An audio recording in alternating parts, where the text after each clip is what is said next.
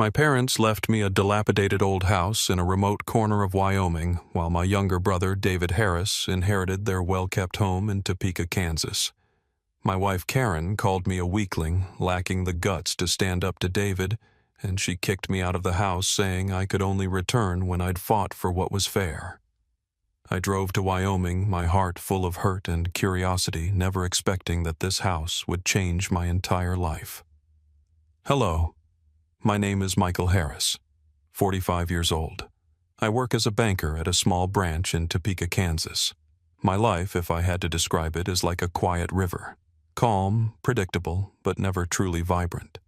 I'm not the kind of person who likes talking about himself, but since you're here, he'll try to help you understand who I am and why I'm standing in front of this crumbling house holding a set of rusty keys. My heart swirling with mixed emotions. I grew up in Topeka, in a middle-class neighborhood with identical houses, white walls, red-tiled roofs, and neatly trimmed lawns. My parents, Robert and Linda Harris, were simple people. My father was an auto mechanic, and my mother was an elementary school teacher. They loved us, David and me. But it wasn't a loud kind of love. They taught us to be kind, to yield, and to always put family first. But there was always something missing, a piece I couldn't quite name. My parents rarely spoke about our family's roots. I only knew bits and pieces gleaned from half-told stories that my great-grandfather was part of the Lakota tribe, a Native American people who once lived on the vast prairies of the Great Plains. My grandfather, Edward Harris, was the last in our family to hold some connection to that culture, but he passed away when I was too young to remember. My father, perhaps wanting us to blend into city life, never spoke much about my grandfather or our Lakota heritage. What little I knew came from vague stories. That my great-grandfather was a skilled hunter, that my grandfather worked on a ranch near the Rocky Mountains, and that our family left their ancestral lands to start anew in Kansas. I don't blame my parents. They just wanted us to have an easier life free from the label of different in a city where Native Americans were often met with wary glances. But sometimes when I looked in the mirror and saw my dark brown eyes and thick black hair, I wondered, who am I really?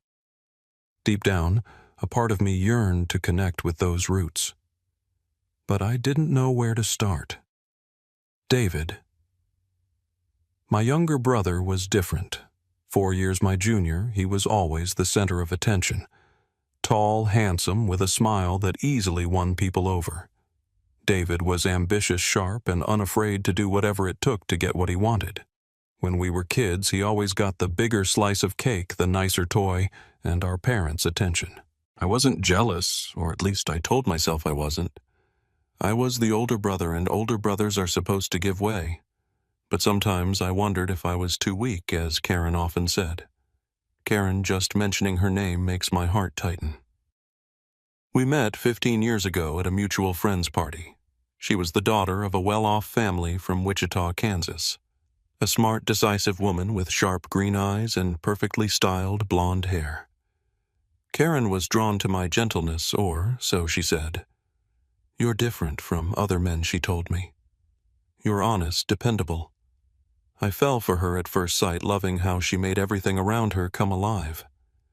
We married after 2 years of dating, and her parents gifted us a small house in the Topeka suburbs. A gift I was grateful for, but one that always made me feel indebted. Our marriage wasn't perfect, but it was stable. Karen worked in real estate, always busy with contracts and meetings. I, on the other hand, was content with my desk job. I liked the calm of numbers, of balancing ledgers. But Karen wanted more. She wanted me to climb the ladder to become the strong man she envisioned. Michael, you can't keep letting people walk over you, Shed. Say her voice laced with disappointment. You let David push you around. You let your colleagues overtake you. Are you going to live your whole life as a nobody? I didn't know how to respond. I didn't want to compete. Didn't want to become a version of David. But each of Karen's words cut like a knife, making me doubt myself. Was I really weak? Had I let life pass me by without fighting for anything?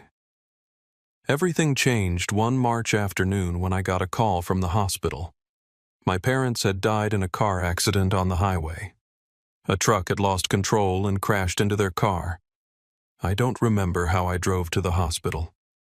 Only that when I arrived, I collapsed in the cold hallway, tears streaming uncontrollably. David arrived after me, outwardly calm, but I saw his hands tremble as he signed the paperwork. The funeral was heavy with grief. David and I barely spoke, exchanging only brief words about arrangements and visitors. Karen stayed by my side, holding my hand, but I sensed a distance in her eyes. Maybe Karen was disappointed that I wasn't showing the strength she expected. Maybe she thought I should do or say something to prove I was the older brother. A week later, my parents' lawyer called us in to read their will. I didn't expect much. My parents weren't wealthy, and I assumed their assets would be split evenly. But when the lawyer read the will, it felt like the ground fell out from under me. Linda and Robert Harris leave their house in Topeka, Kansas, along with all personal assets to their younger son, David Harris, the lawyer said in a steady voice. To Michael Harris, they leave a property in Sheridan County, Wyoming, along with all its contents. I was stunned. The Topeka house was where David and I grew up, filled with memories of our parents. It was well-maintained, comfortable, worth $1.2 million in today's market. The Wyoming house. I didn't even know it existed. My parents had never mentioned it, and I only vaguely recalled that my grandfather had lived somewhere in the mountains. David looked at me, a cryptic smile tugging at his lips. "Guess Mom and Dad knew you didn't like city life," he said, half joking, half serious. I didn't respond, just nodded, trying to hide the sense of injustice swelling inside me. Karen, on the other hand, couldn't contain her anger. On the drive home, she exploded. "You're okay with that? Michael, a rundown shack in the middle of nowhere while David gets the entire estate. You're the older brother, and you let your little brother walk all over you like that." "It was their wish," I said, my voice low. "I didn't want this, Karen. Their wish." She let out a bitter laugh. "Your parents clearly thought nothing of you, and you don't even bother to fight. You're weak, Michael. You've always been weak." Her words hit me like a punch to the chest. I wanted to argue to say I didn't need the house, that I just wanted to keep the peace with David, but I couldn't say anything. Maybe deep down I was afraid she was right. That night, Karen kicked me out. She said she couldn't live with a man who didn't stand up for himself. "Go, Michael," she said, pointing to the door. "Go to that worthless house of yours in Wyoming. Don't come back until you do something to prove you're a man." I didn't argue. I packed a few clothes, grabbed my car keys, and drove off into the night. I didn't know if I was running away or searching for something, but by morning I was on the highway heading toward Wyoming. The rusty keys the lawyer had given me weighed heavily in my pocket. The Wyoming house, according to the paperwork, was in a small town called Silver Creek, nestled among mountains and endless pine forests. I'd never been there. But as I drove along the winding roads, I felt something strange, like I was returning to a place I'd never left. Or maybe I was just so tired, so hurt that my imagination was playing tricks on me. When I arrived, dusk was falling. The house loomed before me, a crooked silhouette in the fading light. It was smaller than I'd imagined, with peeling shingles, broken windows, and vines crawling up the walls. But instead of feeling disappointed, I felt curious.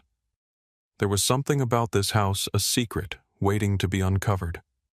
I stepped out of the car, clutching the keys tightly. A cold wind blew through, carrying the scent of earth and pine. I took a deep breath, my heart pounding. This was my inheritance, I thought, and whatever it was, I was determined to uncover the truth. I stepped forward, each step crunching the gravel beneath my boots. The bundle of keys in my hand felt heavy cold, as if they carried the weight of the past secrets. The front door creaked as I inserted the key into the lock. I had to shove it with my shoulder to get it open, and a damp, musty smell of rotting wood and dust hit me. Inside, the fading light of dusk filtered through gaps in the roof, illuminating a cracked wooden floor. An old table sat abandoned in the middle of the room next to a brick fireplace covered in ash and soot. There wasn't a single sign of life. No lights, no pictures, no trace of a family that once lived here. But instead of feeling disappointed, I felt a strange urge. This house was whispering to me as if it knew I hadn't come just to look, but to search. I set my backpack down and pulled out the flashlight I'd brought from Topeka.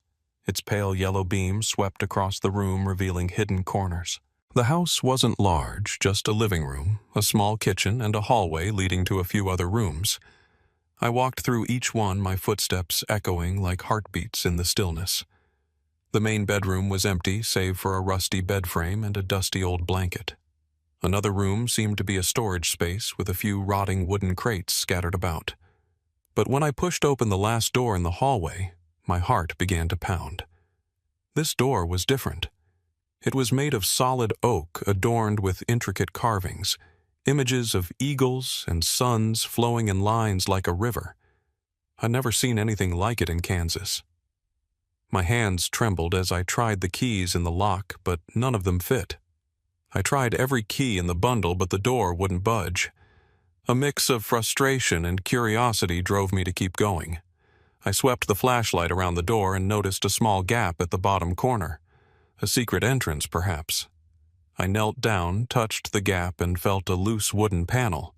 With a little effort, I pried it open, revealing a dark, narrow space. I crawled through, my heart pounding as if it might burst. Inside was a small room no bigger than a large closet. My flashlight illuminated dusty wooden shelves lined with objects I'd never seen before. There were pottery vases with intricate patterns, hides embroidered with vibrant threads, and an eagle feather headdress with pristine white plumes. In the corner stood an old wooden chest carved with the image of a wolf howling under a moon. My breath quickened. These weren't ordinary objects. They held a deeper significance, as if they were pieces of a larger story. I opened the chest carefully, as if afraid to break something precious. Inside was a leather-bound book, thick and heavy, its pages yellowed with age. I gently opened the first page, and handwritten words appeared. To those who carry the blood of the Lakota preserve and cherish. Below was my grandfather's signature, Edward Harris, and a date, July 10th, 1950. A jolt ran through me. This was my family's legacy, not the crumbling house, but what it concealed. I sat on the floor, flipping through the book's pages. It wasn't just a diary. It was a chronicle of my family of the Lakota people. My grandfather wrote about my great-grandfather, a warrior named Iron Hawk, great spirit in Lakota. He described the days when the tribe lived on the plains, hunting buffalo and performing rituals under starry skies. He wrote of the losses when white settlers came taking their land and forcing the tribe onto reservations. But above all, he wrote of resilience, how my great-grandfather hid these artifacts to protect them from theft, so that one day his descendants could reclaim and continue the story of their people.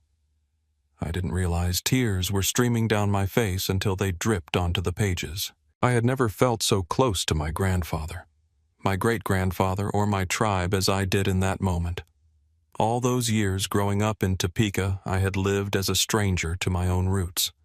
But now, sitting in this dusty room, I felt like I was being called by name. Not Michael Harris, the banker, but Michael, descendant of Iron Hawk, bearer of Lakota blood. I spent the entire night examining the artifacts. Each one told a story. The eagle feather headdress my grandfather wrote was used in rainmaking ceremonies. The pottery vases held the ashes of fallen warriors hidden to avoid destruction by the U.S. Army.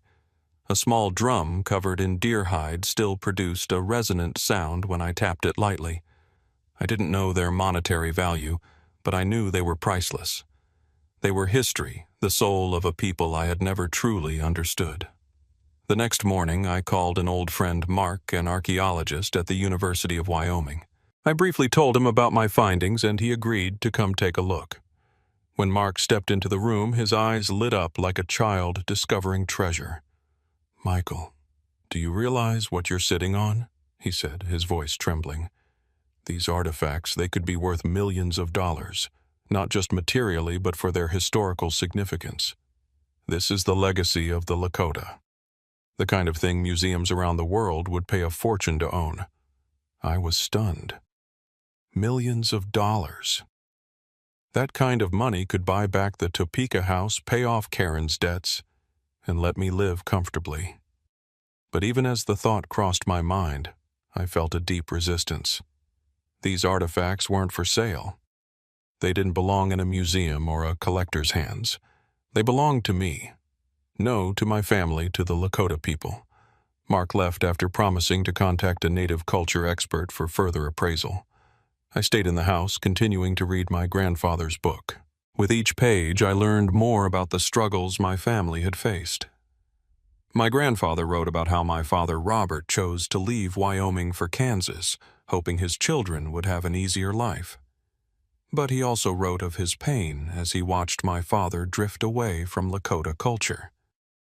Robert thought assimilation was the only way to survive. He wrote, "But I know that if we forget our roots, we lose ourselves."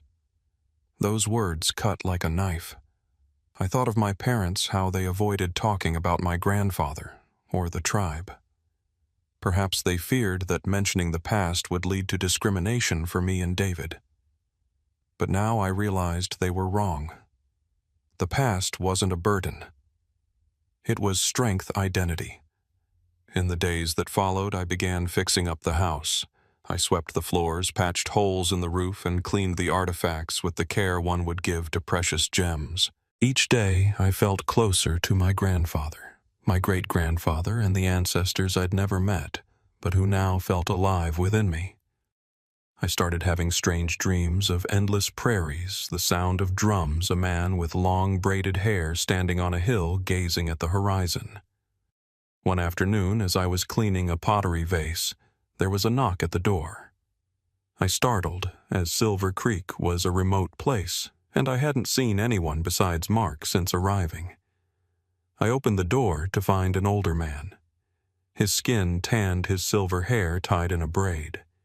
He wore a simple shirt, but his eyes were sharp, as if they could see through to my soul. "I'm Peter Whitecloud," he said, his voice deep and steady. "Mark sent me. You're Michael Harris, Edward Harris' grandson." I nodded and invited him in. Peter stepped into the secret room, and when he saw the artifacts, his eyes glimmered with an emotion I couldn't quite name. Pride, mixed with pain. He touched the eagle feather headdress, his fingers trembling. "Do you know how important these are?" he asked. "They're not just objects. They're the spirits of your ancestors, of our tribe." Peter told me about the history of the Lakota, about the wars, the ceremonies, and how their culture was suppressed but survived through people like my grandfather. He said my grandfather had been a keeper of culture, hiding these artifacts to prevent them from falling into the hands of those who would erase the tribe's memory. Edward believed that one day someone from his line would find them, Peter said. And that someone is you. I felt a weight on my shoulders, but also a fire igniting in my heart. I wasn't just Michael, the timid banker. I was a descendant of warriors, storytellers, people who lived and died to protect their culture. But not everything was easy. A week later, David showed up. He pulled up in a shiny SUV, striding into the house with his familiar, confident smile. "Brother Michael, I hear you found treasure," he said, his tone half joking, but his eyes calculating. "Mark told a friend, and word got to me. Those artifacts are worth a fortune." My blood boiled. "They're not for sale, David," I said, trying to keep my voice calm. "They're our family's legacy, our tribe's." David laughed loudly. "Legacy. Come on, don't be naive. Sell them, split the money, and you could live like a king. I'm willing to trade the Topeka house for this one if you want." His offer shook me. The Topeka house filled with memories of our parents, our childhood. Part of me wanted to agree to go back to Karen, to my old life. But as I looked at my grandfather's book, at the eagle feather headdress, I knew I couldn't. "No, David. I said, my voice firmer than ever. They don't belong to us to sell. They belong to the tribe. David shook his head, looking at me like I was crazy. You'll regret this, Michael, he said before leaving. You always regret your weakness. David left, leaving me with a gnawing sense of unease. His offer trading the Topeka house for this one along with the priceless artifacts was like a pebble tossed into a still lake rippling thoughts I'd tried to bury deep. I sat in the secret room, still clutching my grandfather's leather-bound book, my eyes fixed on the eagle feather headdress hanging on the shelf. The flashlight's beam caught the white feathers, making them shimmer like tiny stars. But my mind wasn't here anymore. It was drifting back to Topeka, to Karen, to the life I once thought was enough. I stood and stepped out onto the porch. The night in Silver Creek was frigid, the air carrying the scent of pine and damp earth. The sky was ablaze with stars so bright I could make out every constellation. I'd never seen a sky like this in Kansas, where city lights always dulled everything. Here it was clear, real, as if I stood at the heart of the universe. I wondered if my grandfather had ever stood here gazing at this sky, feeling what I felt now. Had he ever faced temptations like the ones I was grappling with? The next morning I got a call from Karen. Her voice over the phone wasn't as icy as it had been the last time we spoke. It was soft, almost tender, like when we first fell in love. "Michael," she said, "I heard from David about the things you found. Did you really find treasure?" I gripped the phone tightly, my heart pounding. "It's not treasure, Karen," I replied, my voice low. "It's a legacy. It belongs to our family, to the Lakota tribe." Karen was quiet for a moment, then gave a soft laugh. "You're always so romantic, Michael. But I'm more practical. If those things are worth millions, like David says, you could sell them. We could pay off our debts, buy a new house, travel the world. Don't you want that life? A life where we don't have to worry anymore." Her words were like a sweet melody, conjuring images I'd once dreamed of: a bigger house, beach vacations, recognition from colleagues and family. But at the same time, I felt a deep resistance. These artifacts weren't a winning lottery ticket. They were history, the soul of my ancestors. Selling them would mean betraying not just my grandfather, but myself. "Karen," I said, trying to keep my voice steady, "you don't understand. These things aren't for sale. They mean more than money." She sighed, her tone turning sharp. "You're still the same Michael, always idealizing everything. You think those old relics will change anything. They won't pay bills. They won't bring happiness. You're living in a foolish dream, and I'm tired of waiting for you to wake up." I wanted to argue, to tell her I'd found happiness, not in money, but in connecting with my roots. But I stayed silent. Maybe because I knew no matter what I said, Karen wouldn't understand. She didn't see what I saw, didn't hear what I heard in the wind rustling through the pines. "I'm coming to Wyoming," she said before hanging up. "I want to talk face to face. You can't keep running away forever." I stared at the darkened phone screen, feeling a storm approaching. Karen always had a way of shaking me, making me doubt myself. But this time I was determined not to let that happen. I returned to the secret room, sitting before the wooden chest. I opened my grandfather's book again, seeking comfort in its words. He wrote of a time when my great-grandfather Iron Hawk was tempted by an English trader who promised gold and silver for the tribe's sacred items. He refused, even though the tribe was starving. "Money can buy food today," my grandfather wrote, "but only spiritual value sustains us through generations." Those words were like a flame dispelling the darkness in my heart. I knew I had to be strong, not just for myself, but for those who fought to preserve this legacy. Karen arrived a week later on a drizzly afternoon. She wore a beige coat, her blonde hair tied high, looking both elegant and distant. Stepping into the house, she wrinkled her nose at the peeling wooden floor and cracked walls.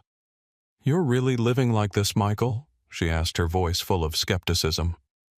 "This isn't your home. It's just a pile of ruins." I didn't respond, leading her to the secret room. When she saw the artifacts, her eyes lit up not with reverence but with calculation. She touched a pottery vase, her fingers tracing the patterns as if appraising it. "These things, they're beautiful," she said. "Are you sure they're worth a lot? If so, I know an auction house in New York. We could make a fortune." "Karen," I interrupted, my voice firm. "They're not for sale." She turned, her smile fading. "Are you serious? You're going to keep them here in this falling-apart house to rot with you? Michael, this is a chance to change our lives." "Your life, maybe," I said, looking her in the eye. "But not mine. I found my purpose. These artifacts aren't just objects. They're the history of my family, of the Lakota tribe. I feel a responsibility to protect them." Karen shook her head, stepping closer and placing a hand on my shoulder. "You've changed, Michael," she said, her voice softer. "I don't know you anymore, but I still want us to try again. Sell them and we can start over. I'll forgive everything. How you let David walk over you. How you disappointed me.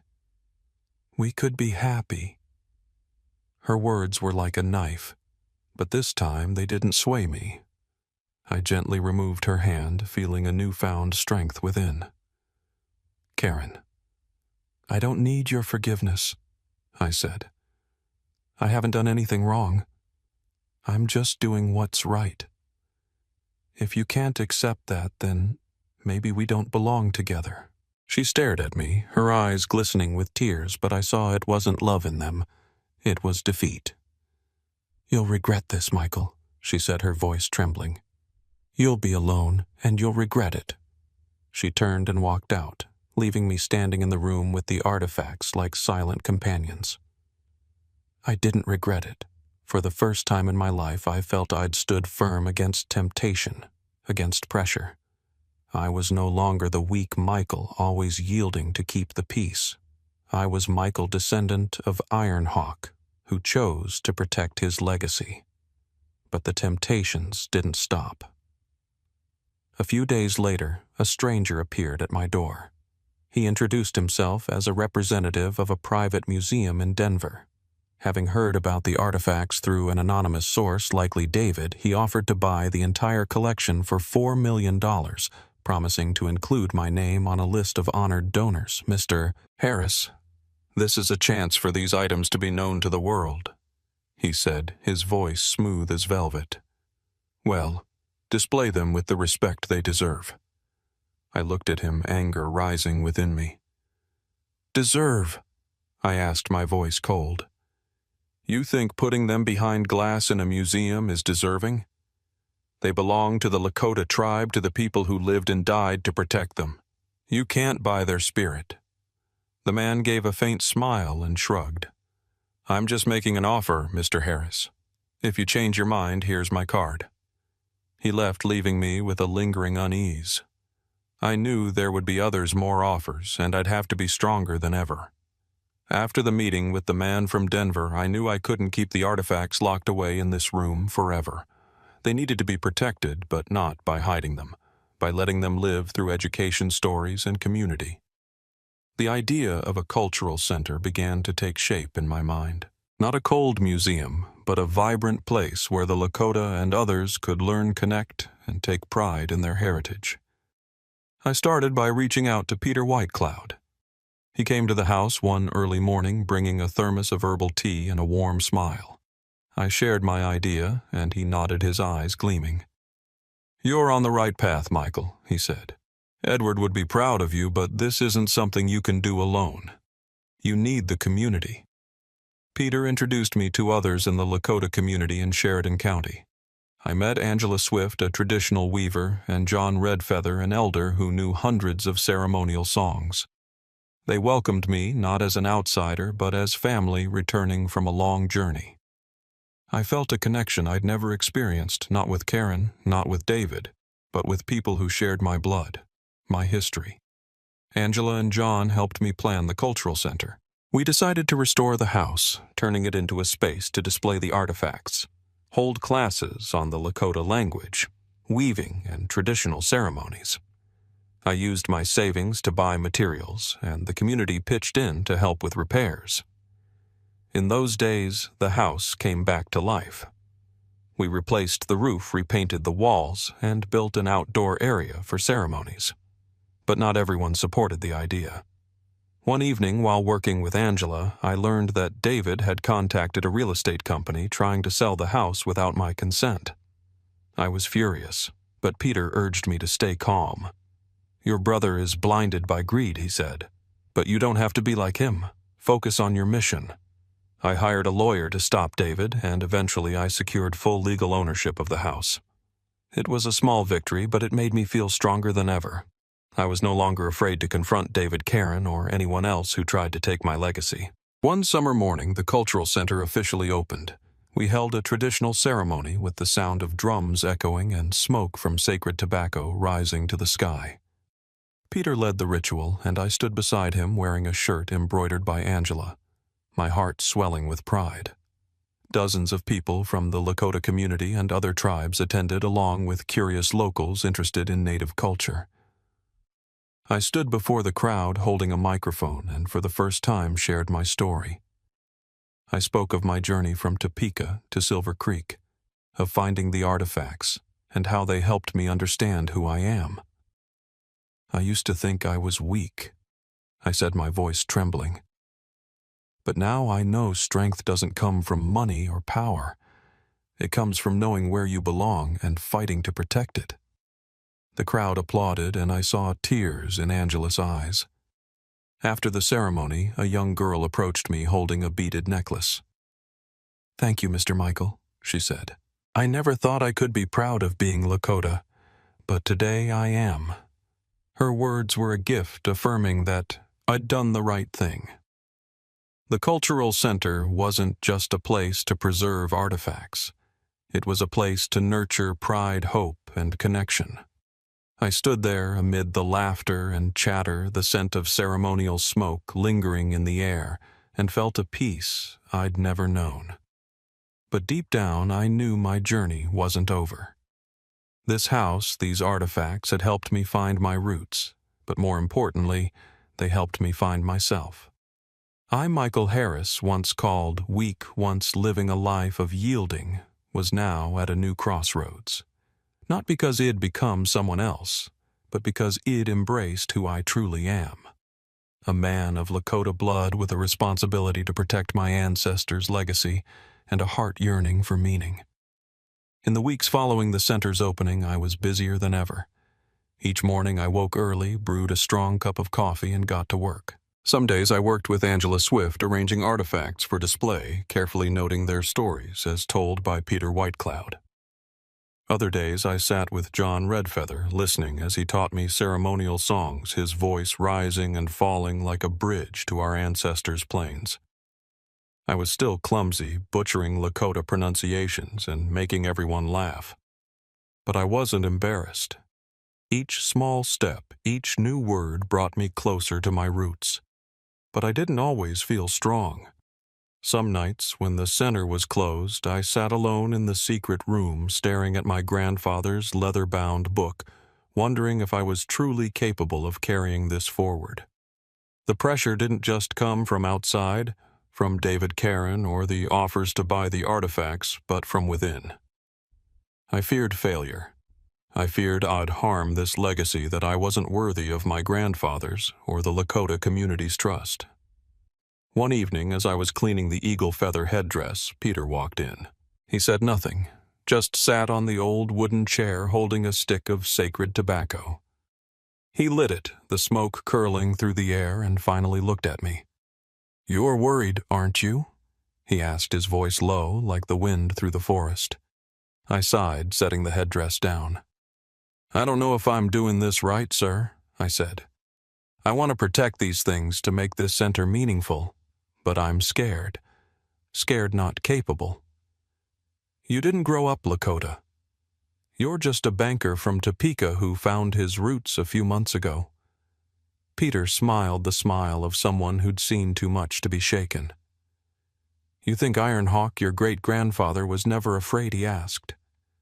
"He stood before an entire army knowing he couldn't win, yet he fought for his tribe." Strength isn't the absence of fear, Michael. Strength is doing what's right, even when you're trembling. His words were like a breeze clearing the fog in my heart. I realized this journey wasn't about becoming perfect, but about daring to move forward even when I didn't know the destination. Peter handed me a small necklace woven from sweetgrass and beads. "Wear it," he said. "It'll remind you that you're not walking alone. Your ancestors are with you." I put on the necklace, feeling the coolness of the sweetgrass against my skin. From that night on, whenever I doubted myself, I touched the necklace and felt my grandfather, my great-grandfather, and Peter standing behind me. My journey of self-discovery didn't just happen in the house or the cultural center. It unfolded in small moments in the lessons the Lakota community taught me. One day, Angela invited me to her home where she was teaching a group of children traditional weaving. I sat there watching their tiny hands move across the looms, creating intricate patterns. Angela explained the meaning of each design: the zigzag for lightning, the circle for the sun, the source of all life. I listened, feeling like I too was learning from scratch like a child. "Mr. Michael, you try weaving," a boy named Billy called, his eyes sparkling with mischief. I laughed, shaking my head, but Angela pushed me into the chair. "Don't be shy," she said. "Everything starts with a first step." I clumsily handled the loom, tangling the threads and making the kids giggle. But when I finished a small, crooked piece of fabric, I felt a strange joy. Not because I'd done well, but because I dared to try. In that moment, I realized this was the strength I'd always lacked. Not the strength to compete or win, but the strength to learn to grow, to not fear failure. But every journey has challenges. One morning, as I prepared for a Lakota language class, I received a letter from David's lawyer. He was suing me, claiming co-ownership of the house, arguing that our parents' will was unclear. The letter hit like a punch, leaving me reeling. It thought my battle with David was over, that he'd let go after I secured legal ownership. I was wrong. David didn't just want money. He wanted to prove I wasn't worthy, that I'd always be the loser. I called Peter and he came right away. We sat on the porch looking at the distant mountains and I told him everything. "I'm tired, sir," I said, my voice low. "I just want to do what's right. But why is everything so hard?" "David. Karen, the people trying to buy the artifacts. It feels like the whole world is against me." Peter was quiet for a moment, then pointed to the sky where an eagle was circling. "See that eagle?" he asked. "It flies high, but not because there's no wind against it. It flies high because it knows how to use the wind to lift itself. Your challenges, Michael, are that headwind. Don't let them knock you down. Use them to soar higher." His words gave me a new perspective. David, Karen. The difficulties, they weren't enemies, but lessons. I decided to face David not with anger, but with resolve. I hired a skilled lawyer and we prepared for the trial. In the meantime, I kept working at the center, refusing to let the lawsuit slow me down. Each day I felt stronger, not because I was about to win the case, but because I knew I was fighting for what was right. The trial took place in Casper, a few hours' drive from Silver Creek.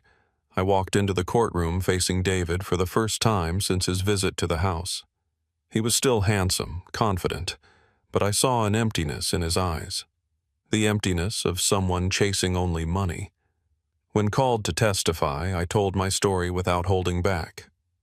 I spoke of my journey to Wyoming, the artifacts, the cultural center, and why I couldn't let them fall into the hands of those who wouldn't honor them.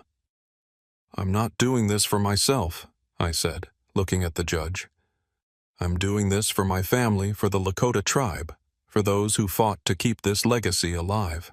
David, in contrast, spoke only of the house and the artifact's material value, insisting he deserved a share. but I saw the judge, an older woman with sharp eyes unmoved by numbers. In the end, she ruled that the house and its contents belonged to me, citing the clarity of my parents' will and my demonstrated commitment to the legacy's cultural significance. As we left the courtroom, David looked at me but said nothing. I wanted to tell him I wasn't keeping the house to spite him, that I still loved him as a brother. But I knew, at least for now, David wasn't ready to listen. I just nodded and walked out, feeling a weight lift from my shoulders. Back in Silver Creek, I held a small ceremony to thank the community for their support. We lit a bonfire under the open sky, sang Lakota songs, and shared stories of our ancestors. I stood before everyone, no longer the timid man who'd arrived with a set of rusty keys. I was Michael Harris, a man who'd found inner strength not through victory, but through daring to live true to himself. I began writing a book chronicling my story and my family's based on my grandfather's journal. I wanted future generations' children like Billy, like the girl who gave me the beaded necklace, to know they carried a precious legacy.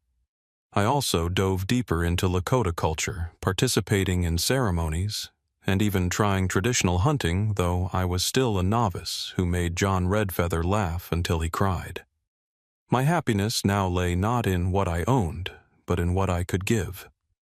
Each time a child learned a Lakota word, each time the drum sounded at a ceremony, I felt I was repaying my ancestors not with money, but with love and responsibility. One evening, standing on the porch, gazing at the star-filled sky, I felt like my grandfather was somewhere smiling. I touched the necklace Peter gave me and whispered, "Thank you for believing in me." The wind blew through, carrying the scent of pine, and I knew that no matter how hard this journey was, I would never walk alone. I was no longer the weak Michael, always yielding. I was Michael, descendant of Ironhawk, who found purpose in protecting his ancestors' legacy. And in my heart, for the first time, I was truly proud of my Lakota heritage.